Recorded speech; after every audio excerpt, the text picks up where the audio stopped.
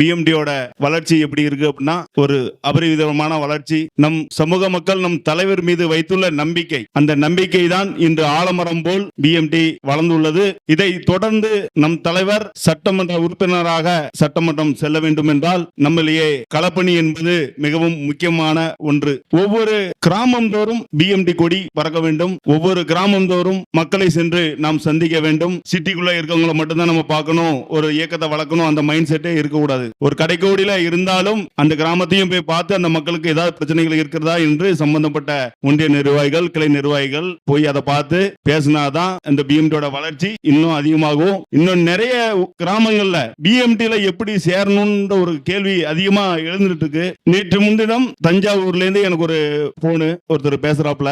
அவர் ஏற்கனவே ஒரு மாற்று ஒரு அமைப்புல இருக்காப்ல. அப்போ அவர் என்கிட்ட சொல்லும் போது நாங்க பிஎம்டில இணையணும், ஒரு 60 குடும்பம் இருக்கும், பிஎம்டில இணையணும் அப்படின்னு சொல்லி என்கிட்ட சொல்றாப்ல. அப்போ அவர்கிட்ட நம்ம கேட்ட ஒரே ஒரு வார்த்தை, பிஎம்டில எங்கள் தலைவர்கிட்ட உங்களுக்கு பிடிச்ச விஷயம் என்னன்னு கேட்டேன்.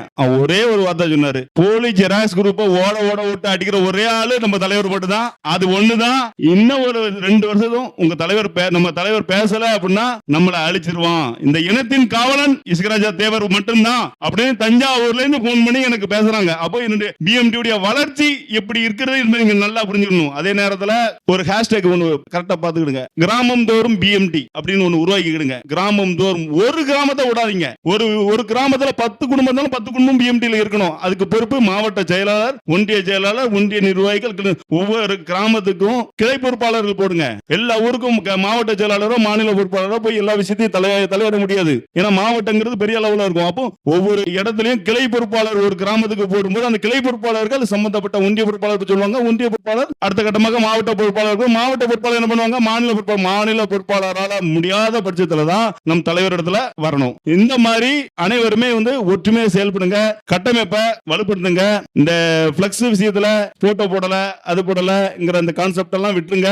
மாநில பொறுப்புங்கிறது மேடையில் ஏத்தி ஒரு சால்வை, அதுதான். மற்றபடி நீங்களும் நாங்களும் ஒண்ணுதான், அதுல வித்தியாசமே கிடையாது. உண்மையிலேயே சொல்றேன், கிளை பொறுப்பாளர்கள் தான் இருக்கிறதுலே உழைப்பு அதிகமா உழைக்கக்கூடியவங்க. மீதி எல்லாமே மாநில பொறுப்பா, தென்மண்டல பொறுப்பா எல்லாருமே ஒரு மாவட்ட லெவல்ல நாங்க கண்ட்ரோல் பண்ணிக்கிறோம். மற்றபடி கிளை நிர்வாகிகள் சிறப்பா செயல்படுங்க. வருகின்ற சட்டமன்ற தேர்தலில் எந்த முக்குளத்தை சேர்ந்த எந்த ஊராக கிராமமாக இருந்தாலும் பிஎம்டி இசகராஜா தேவர் யாருக்கு சொல்கிறாரோ அவருக்கு தான் எங்களது ஓட்டு என்று வருகிறோட சொல்ல வேண்டும். அதுதான் பிஎம்டியின் வளர்ச்சி. அந்த வளர்ச்சியை நாம் வெளிக்கொண்டு வந்து வருகிற சட்டமன்ற தேர்தலில் நம் தலைவர் அவர்களை சட்டமன்றத்திற்கு கொண்டு செல்ல வேண்டும். அடுத்தது இன்னும் ஒரே ஒரு கருத்தை செலுத்திக் கொள்வேன். நான் இந்த பிஎம்டி வரும்போது எனக்கு ஒரு ஆசை என்னன்னா, ஏதாவது ஊர்ல ஒரு பிரச்சனைனா காவல் நிலையமோ ஒரு தாலுகா ஆபீஸோ கலெக்டர் ஆபீஸோ போகும்போது அங்க அந்த அதிகாரிகள் ஃபர்ஸ்ட் பாப்பாங்க, யாரெல்லாம் வராங்கன்னு பாப்பாங்க. ஃபர்ஸ்ட் உடனே சொல்லுவாங்க, டிஎம்கே காரன் வந்திருக்கான்பா, ஏடிஎம்கே காரன் வந்திருக்காப்பா. ஆனா இன்னைக்கு கன்னியாகுமரி மாவட்டத்துல பிஎம்டி வந்திருக்குமான்னு சொல்றா ஒரு காவல் அதிகாரி, பிஎம்டி வந்திருக்குன்னு சொல்றா. அப்போ தலைவருடைய உழைப்பு, எங்களுடைய உழைப்பு இரண்டாவது அடையாளம் கொடுத்தது யாரு? தலைவர். அந்த தலைவருடைய உழைப்பை நாம் பயன்படுத்த வேண்டும். தலைவரோட பேரை மேன்மேலும் நம் வலுவை சேர்க்கும் விதமாக தொடர்ந்து சீரும் சிறப்புமாக செயல்பட வேண்டும். அனைவருமே ஒரு கட்டமைப்பா சிறப்பா ஒற்றுமையா இருந்து செயல்படுவோம். இந்த சின்ன சின்ன விஷயங்களுக்கெல்லாம் நம்ம தளத்துல பேச வேண்டாம். யாராக இருந்தாலும் சரி, ஒரு சின்ன விஷயமா இருந்தாலும் சரி, சம்பந்தப்பட்டவங்ககிட்ட நேர்ல பேசுங்க. ஒரு விஷயத்துல நம்ம நேர்ல பேசல, ஒரு போன்ல பேசுங்க.